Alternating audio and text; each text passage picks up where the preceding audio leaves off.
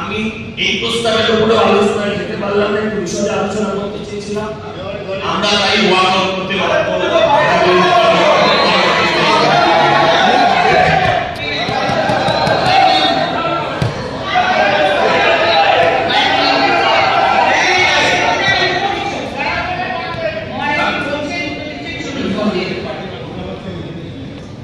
আমাদের 12 নম্বর যে গঙ্গোপাধ্যায় যে প্রস্তাবটা দিয়েছেন এটা সত্যি সমর্থনযোগ্য। তার কারণ হচ্ছে যে কোনো পার্ক 9টার পরে বন্ধ থাকে। এটা পৌর প্রতিদিন যেন আমার বাড়ি চেতলা পার্ক আমরা 8টার সময় বন্ধ করি, সকালবেলা 5টায় করি, 8টায় বন্ধ করি, দুপুরবেলা বন্ধ থাকে। এখন কিছু মানুষ রোদ পোয়া হবে বলে দুপুরবেলাটা আমরা খুলে রাখি।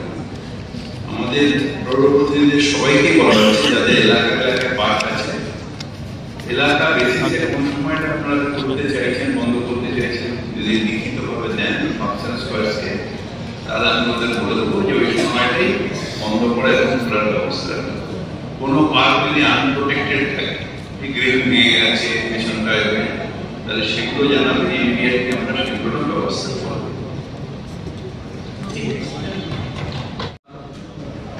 সম্মানীয় মহানাগরিক, উপমহানাগরিক এবং আমার সম্মানিত পৌর প্রতিনিধিগণ, বিষয়টা হচ্ছে ডক্টর গাঙ্গুলি যে প্রশ্নটা তুলেছে অত্যন্ত প্রাসঙ্গিক, যে পার্কের ভিতরে বহু অসাধু অসামাজিক লোকজন ঘুরে বেড়াচ্ছে। আমিও আমার পাড়ার পার্কেও হয়, কিন্তু আমি বলছি যে গেটটা তো বন্ধ করে অসাধু অসামাজিক লোকেরা তারপর কোথায় যাবে? গেটের বাইরে তো ঘুরবে।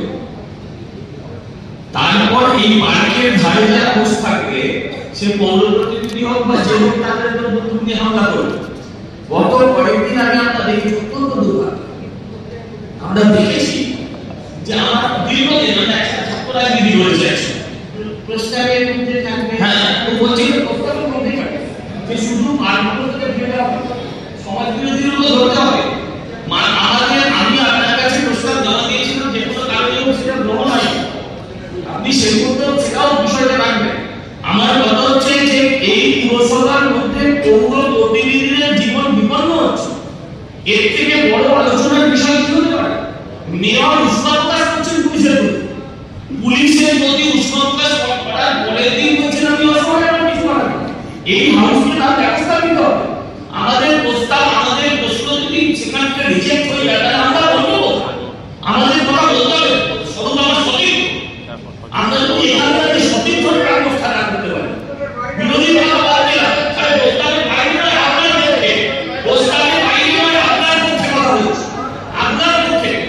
সারা শহরে জমি মাফিয়ার কথা চলছে, জমি মাফিয়া, জমি দখলদারির কথা চলছে। আপনারা আমাকে বলুন, জমি এই নয়, না আমি প্রস্তাবের ভিতরে আছে, আপনাদের কাউন্সিলরদের ওই কথা বলছি। এটা তো পৌর প্রতিনিধিদের সকলের প্রস্তাবকে সমর্থন করা উচিত। আমাদের প্রস্তাব আমাদের যদি গ্রহণ না করা হয়, তাহলে আমরা বলবো তাহলে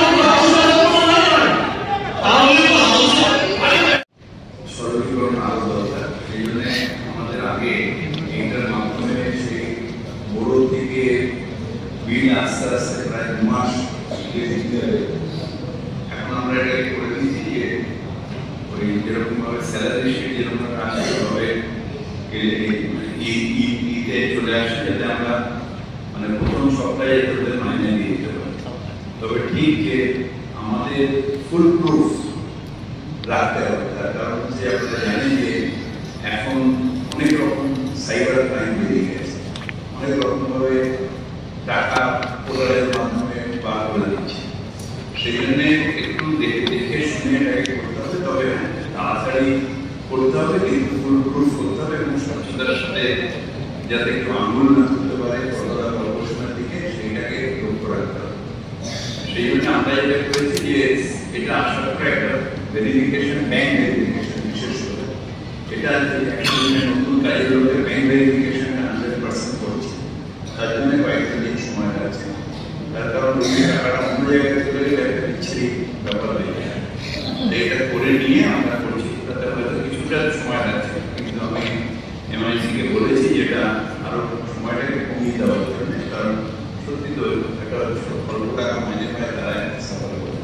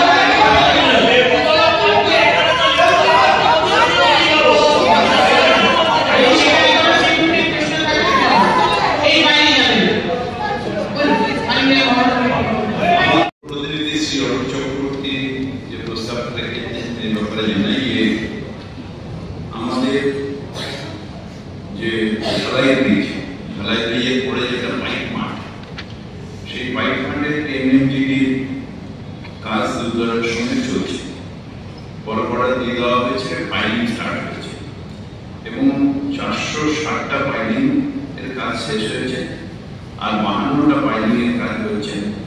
তারপরে আমরা পাইপ ক্যাপ ভেঙে পাইপ টেস্টে করা সম্ভব হবে এবং বিভিন্ন যে বুস্টিং পাম্পিং স্টেশন ওই মিটার সাথে যেগুলো বেস করা আছে আপনার বোর্ডে দুটো বুস্টিং পাম্পিং স্টেশনই চলছে।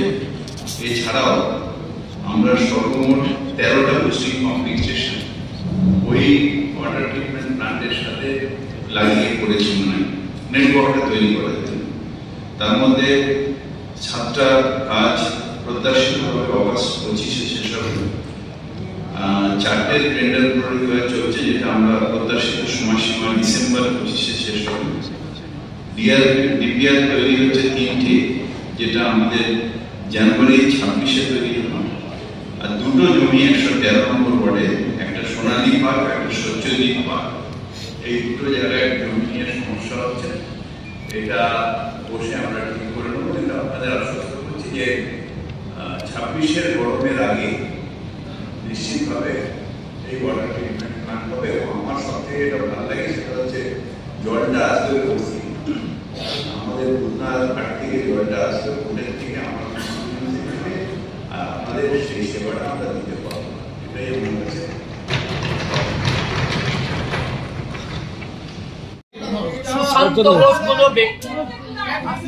শুধু নয়, আমরা পৌর প্রতিনিধিদের জীবন সুরক্ষার কথা বলতে এসেছিলাম। যদি জনপ্রতিনিধি সুরক্ষিত যে রাজ্যে নয়, সে রাজ্যে জনগণের কি অবস্থা সেটা আলোচনা করতে চেয়েছিলাম।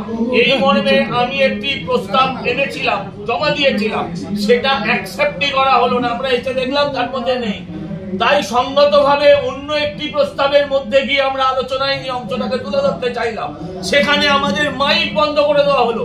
আমার বাবা 25 বছর পৌর প্রতিনিধি ছিলেন, সেই সময় তারা বিরোধী ছিলেন। আমি কখনো মাইক বন্ধ হয়েছে বলে অন্তত আমার মনে পড়ে না।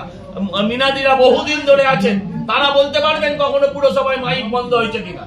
আজকে যদি পুরসভার ভেতরে কাউন্সিলর গুলি খাচ্ছে, মেয়র বুক চাপড়াচ্ছে যে পুলিশ কিছু করছে না, পুলিশ কিছু করছে না। সেই কথাটা তুলে ধরতে গেলে যদি পুরসভার ভেতরে যদি মাইক বন্ধ করে দেওয়া হয়, তাহলে বিরোধীদের কণ্ঠ কিভাবে রোধ করা হচ্ছে এটা আপনারা চোখের উপর দেখতে পাচ্ছেন। পুলিশ পান মশলা ধরবে, বোমার মশলার বেলায় পুলিশ অন্ধকারে অন্ধ হয়ে যাবে। এই তো আজকে বললেন 1 নম্বর প্রস্তাবে বিশ্বরূপ দেব পৌর প্রতিনিধি যে গুটকা পান মশলা, বললেন পান মশলা হলে পুলিশ ধরে নিয়ে যাবে, পুলিশ দেখবে বিষয়টা, আর বোমার মশলা দেখতে পাবে না। ওরা শুধু দেখতে পায় কি ইট বালি সিমেন্ট, মানে বাড়ি তৈরির মশলা, পুলিশ খুব ভালো দেখতে পায়। আর এইগুলো নিয়েই যত গন্ডগোল। কেন মনে হলো যে আপনারা